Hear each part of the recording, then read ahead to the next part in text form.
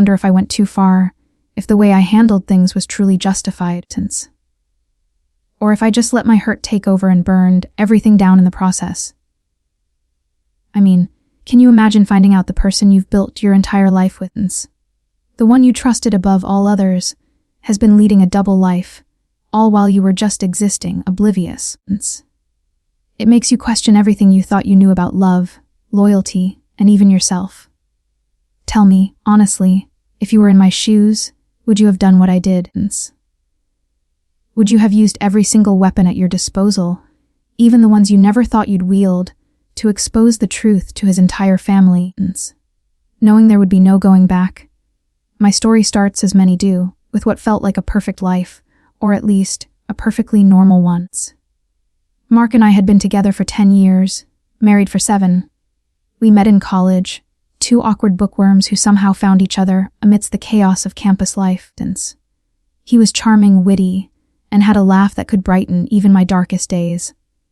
I was perhaps a little more reserved, but he always knew how to bring me out of my shell. We built a home together, a cozy little place with a garden I adored, and we talked endlessly about our future kids, retirement, travel, the whole 9 yards. Our lives revolved around each other, or so I thought. Mark was a software engineer, and his job was demanding, often requiring long hours. I worked from home as a freelance graphic designer, which gave me a lot of flexibility. In the evenings after dinner, Mark would usually retreat to his study, ostensibly to catch up on work, but more often than not, it was to indulge in his passion, online gaming. He was a serious gamer, the kind who was part of clans, participated in tournaments, and had a dedicated group of online friends he'd spend hours with. I never really understood it, but I respected his hobby. It was his escape, his way to unwind. He'd always say, "Just one more raid, babe," or "I'm just helping the guild with a mission," and I'd just nod, sometimes bringing him a coffee or a snack, happy that he was happy. I had my own hobbies, reading, painting, tending to my plants, so it wasn't like I felt neglected. We had our weekends, our date nights, and our quiet evenings watching movies. Everything felt balanced. The first crack in our seemingly perfect facade appeared subtly, so subtly that I almost dismissed it as my own paranoia. It started with small things. Mark, who was usually meticulous about his appearance, began to take more care in his daily grooming, even on days he was just working from home. New colognes would appear, and he'd spend an unusual amount of time picking out his clothes. Not for a special occasion, but for a regular Tuesday. He'd also become more secretive with his phones, always keeping it face down, and quickly snatching it away if I so much as glanced in its direction. He'd take calls in other rooms, whispering, and his excuses for being late home from work started becoming more elaborate and less convincing. One evening, he came home with a faint floral scent clinging to his shirt, a scent that was definitely not mine.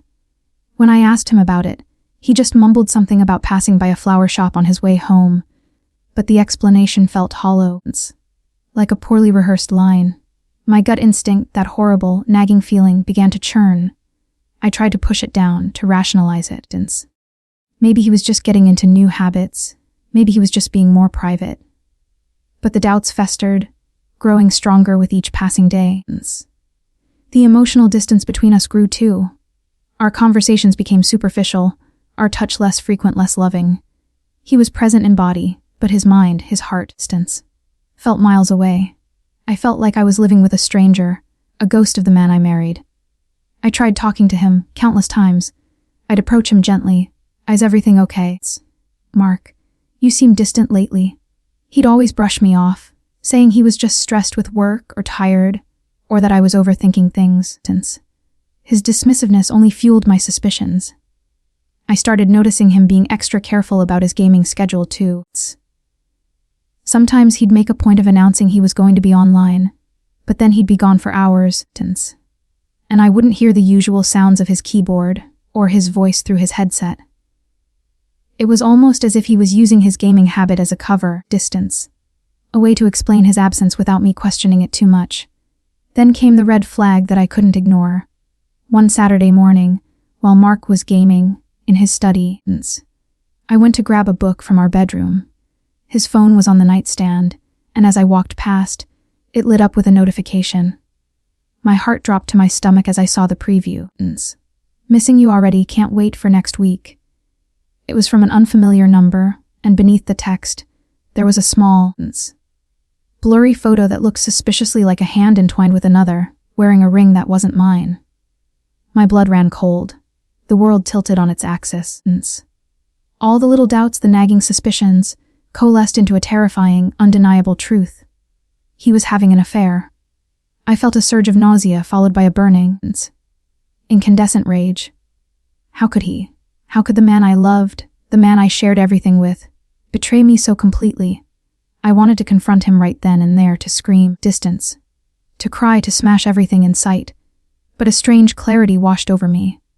I knew instinctively that a direct confrontation would lead to denials, gaslighting, and more lies. I needed proof, undeniable, irrefutable proof, not just for myself, but for anyone who might doubt me. And that's when his gaming habits, the very thing that often kept him occupied and out of my way, popped into my mind. It was his world, his sanctuary, and suddenly, I saw it as a potential weakness, a door into his secrets. I remembered him leaving his gaming PC unlocked sometimes, especially if he was just stepping away for a moment. He was usually so careful, but sometimes in his haste to join a raid or finish a quest, he'd forget. I also knew his gaming handle, his various online accounts, and even his password for his main gaming platform, which he had foolishly shared with me years ago when we were trying to set up a shared account for a co-op game. A cold, distance, calculated resolve settled over me. I wasn't just going to confront him.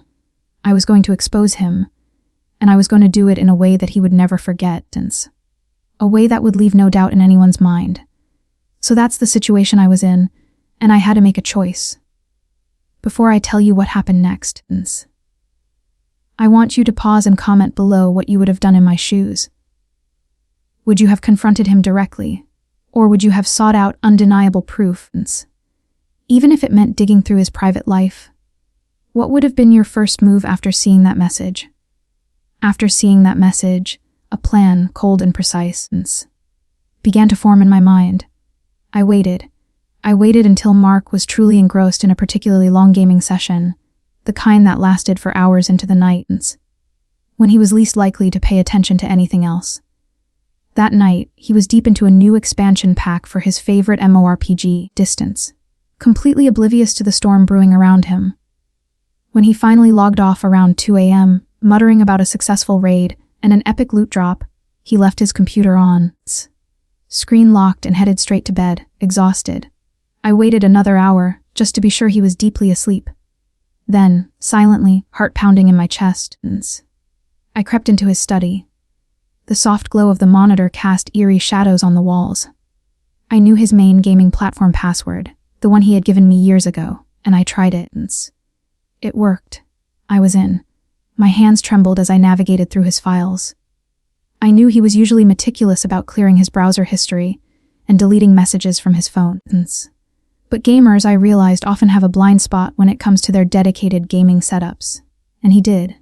I found it, buried deep within a folder he'd named Game Mods, a trove of saved conversations, photos, and even a few video clips, all dating back months. It was all there. The declarations of love, the detailed plans for secret rendezvous, the endless compliments he showered on her, the complaints about me and our boring life, the sickeningly intimate details of their affair. Her name was Sarah. She was a colleague from a different department, someone he'd met through work-related events, Distance. The photos were gut-wrenching. Mark smiling, holding her hand, kissing her cheek, looking at her with an adoration he hadn't shown me in years. The videos were even worse.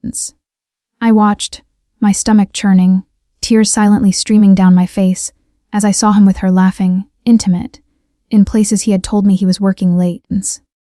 It was all the proof I needed, and more. It confirmed my worst fears and shattered my heart into a million pieces. But amidst the pain, the cold resolve hardened. This wouldn't be just a private heartbreak, it would be a public reckoning. I copied everything. Every single message, every photo, every video, Distance. I transferred it all to a secure cloud drive, and then, because I knew how important his gaming persona was to him, I did something a little more vindictive. I found his clan's private Discord server, the one where he spent hours chatting with his brothers in arms. I also located his profile on the main gaming forum he frequented, where he was a well-respected, high-ranking member, known for his leadership and strategic prowess. I knew his online reputation was paramount to him, almost as much as his real-world one. This was my leverage. My mind raced, thinking of the best way to disseminate this information. I considered a mass email, a social media post, but those felt too impersonal. I wanted it to hit where it hurt most, to unravel his carefully constructed life piece by piece. His family, his parents, his sister, his aunts and uncles, they all adored him, saw him as the golden child, the successful, happily married man. They had always treated me with kindness, and I couldn't bear the thought of them being blindsided by my anger without understanding why. They deserved to know the truth from me, not from some anonymous gossip. So, I crafted my approach. The next day was a Sunday, the day Mark's entire extended family gathered for their weekly brunch at his parents' house. It was a tradition that had been going on for years, a boisterous, loving affair. Mark always looked forward to it. I usually did too, but that day, a grim determination settled over me. I dressed carefully, trying to appear outwardly calm, even as my insides churned. As we drove there, Mark was oblivious, chatting happily about his gaming achievements from the night before, completely unaware that his world was about to come crashing down. We walked into the bustling house, filled with laughter and the smell of roasting chicken. Everyone greeted us warmly, and for a moment, I almost faltered. Could I really do this? Could I really inflict such pain on these good people? But then I thought of Sarah, of the months of lies, of the utter disrespect, and my resolve solidified. We sat down at the long dining table, surrounded by his parents, his sister, her husband, his aunts, uncles, and even a few cousins. The usual chatter filled the air. Mark, oblivious, was regaling his father with a story about a particularly challenging boss fight in his game. I waited for the opportune moment, when everyone was settled, when there was a lull in the conversation. And then, I spoke. Actually, I said, my voice cutting through the gentle hum of conversation, drawing everyone's attention, distance. There's something important I need to share with all of you, something about Mark that I think you deserve to know. Every eye in the room turned to me. A sudden, expectant silence falling over the table. Mark froze, his face losing all color as he looked at me, a dawning horror in his eyes. He knew. "What is it, dear?" his mother asked, her voice tinged with concern. I took a deep breath, trying to keep my voice steady, even though I felt like I was going to shatter. For the past several months, Mark has been having an affair, I stated, my voice clear and unwavering. A gasp went around the table.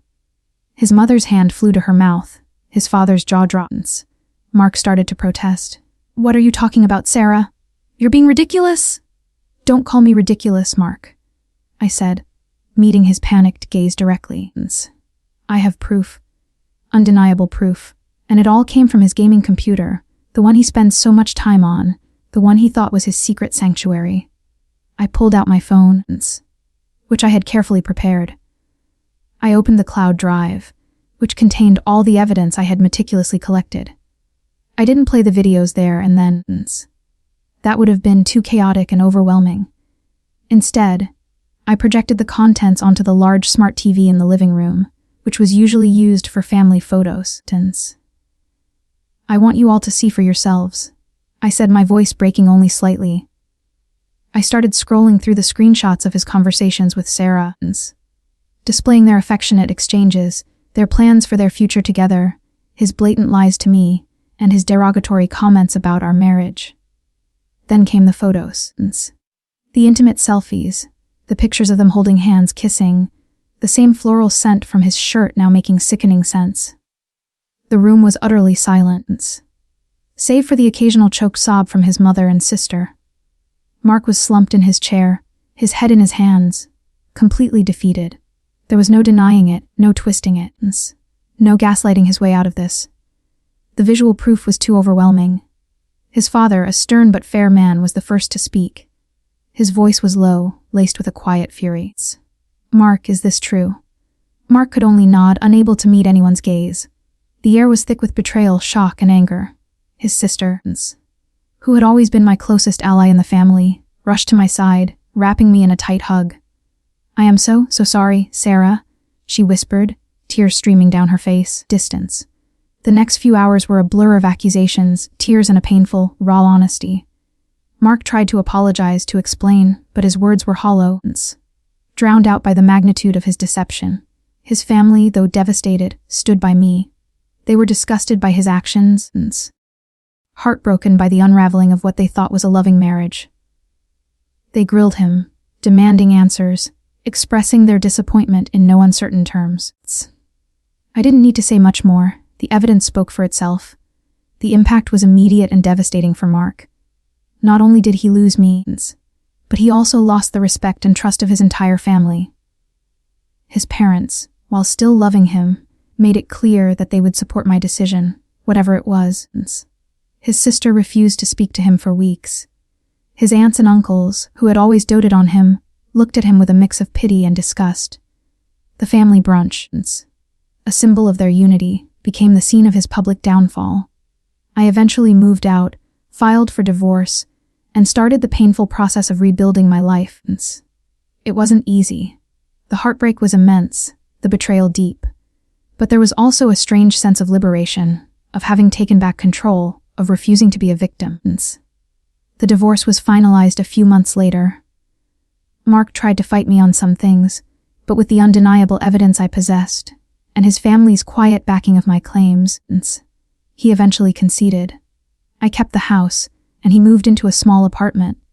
I heard through his sister that he eventually left his job, unable to face the whispers and the awkwardness after news of his affair inevitably spread through their workplace. His gaming community, too, was not spared. I had sent anonymous tips, along with some of the more public screenshots I could share without revealing too much personal information, to a few key members of his gaming clan and forum. His carefully curated online reputation was shattered. He was ostracized, his leadership roles revoked, his gaming life, once a source of pride, becoming another casualty of his deception. I sometimes wonder if he ever truly understood the extent of the damage he caused, or if he ever regretted it beyond the consequences. For me, the journey of healing has been long and arduous, but I'm getting there. I've focused on my work, rekindled old friendships, and even started exploring new hobbies.